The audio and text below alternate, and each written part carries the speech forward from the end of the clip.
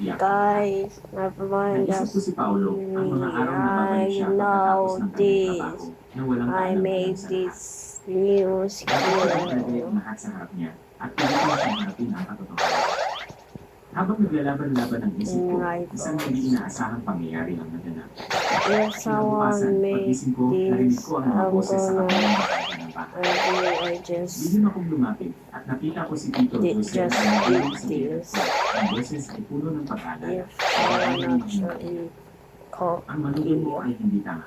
ready Natatakot ako na malaman made niya. this skill, Sinagot ang biyanan ko, matigas ang boses. Hayaan mo ako ang bahala. it's about Kung job. maglakas loob ko magsalita, sisiguraduhin ko na wala na siyang lugar sa bahay nito. Nanigas ako, kaya pala nagdududa na siya sa akin. Ang bawat hakbang na ginawa ko ay nasa mata niya. Isang takot ang bumalot sa akin, pero kasabay nito ay isang apoy ng determinasyon. Kung hindi ako kikilos ng mabilis, ako ang magtutulak mula sa bahay nito. Ang reputasyon ko ay masisira at ang katotohanan ay mananatiling nakabaon.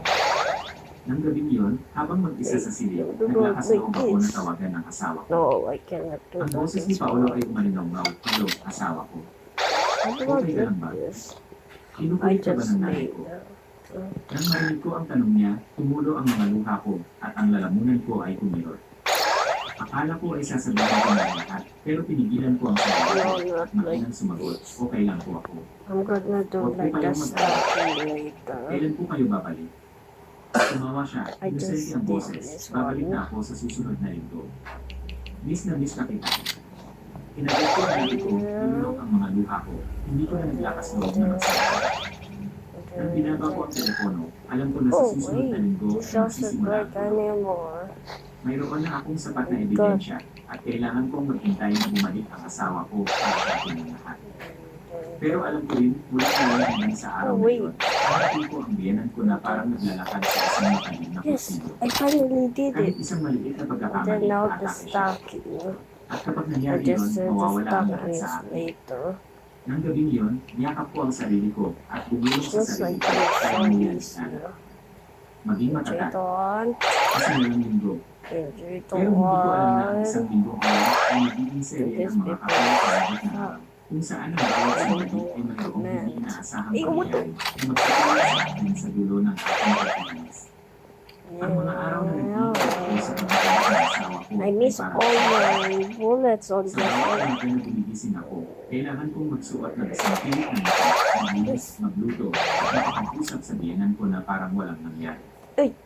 Pero ang totoo, ang puso ko ay walang laman, tanging ay mga nakakakilabot na tunog ng mga nakaraang gabi ang umalinaw. Gusto kong harapin siya kaagad, gusto kong sumigaw para malaman ng buong baryo. Pero pinigilan ako ng isip ko, kailangan ko mag-inis at maghintay kung Paolo na bumalik para magkaroon ako ng kakampi. Hello. Bawat araw ay sabihin ko from Sinusuri niya ako sa bawat maliit na bagay, mula sa mga butil ng kanin na dumapit sa plato hanggang sa hindi nabawas na pagpunas ng sahig. Minsan, sinisiraan niya pa ako, hindi ko alam kung kailan ka ba magiging matino. Paano ka mabubuhay ng ganyan at hindi Still naalala ang asawa mo sa trabaho? available. Narinig ko yun, tinagat ko ang labi ko at inuko para tanggapin ang lahat. Kung noon pa lang, baka umiyak na ako sa sakit.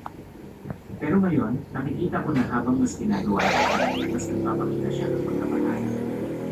Tuwing nakikita ko si Tito Jose na magalagala. Minsan ay may dalang sasakot ang gulay. Minsan ay tutuwari na inaayos ang No, buhay. it doesn't work. Sa tuwing nagyayari yun, kumikita ang puso ko. Naalala ko ang mga salita niya sa biyanan ko, ang manutong mo ay hindi tama. Ang manuhulugan yun na pinabantayan niya rin. Oh my god, I lost Pakiramdam ko ay control. parang isang isda na lahat. Mag-isa akong lumalabang sa dalawang oras na nag-aabang. Pero pinulit kong maging mabuti at magpanggap na wala akong dala. Sa gabi, madalas akong umupo mag-isa sa sarili ko, buksan ang mga recording na tinago ko at umiyak habang nakakinig. Gusto kong ilagay ang sakit na ito sa puso ko para hindi ako kailanman manghina o lumiko. Bawat tunog na umalingaw-ngaw, ang puso ko ay parang tinikya, pero kasabay nito ay lumaki ang determination ko. Sinabi ko sa sarili ko, kailangan mong magtiis, Nana. Not bad, guys.